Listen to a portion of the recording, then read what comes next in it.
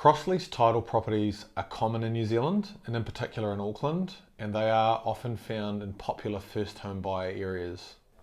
In a cross-lease title, you and your neighbour own an undivided section of the land and effectively lease your portions to one another. I'd highly recommend having a solicitor review a cross-lease title before you make an offer on it. And any issues with cross-lease titles need to be resolved and signed off by the bank and the insurance company before you make any unconditional offers on that property.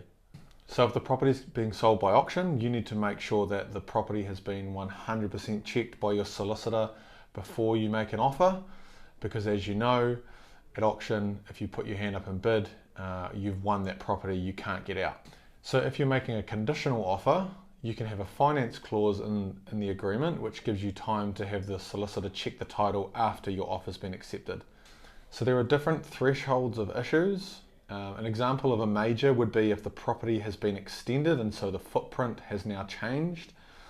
That needs to match the council approval and also needs your neighbour's consent, and that can take quite a long time to be resolved. So that is something that could be a massive blow for you. If it's a minor change, for example, a deck has been built around the property and that deck now forms part of the footprint of the property, it's not a major in terms of getting consent, but you still need your neighbours sign off on that.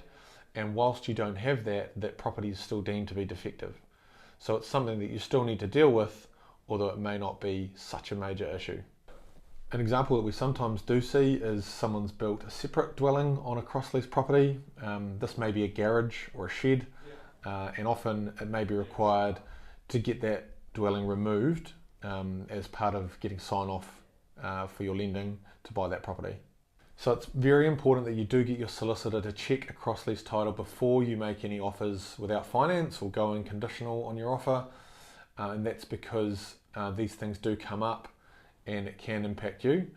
I have seen cases where people have bought cross-lease properties without knowing these defects, and then when they've gone to sell, it's become a major problem for them. So do your homework, talk to your professionals, and just make sure that property is squeaky tight before you go and make an offer on it.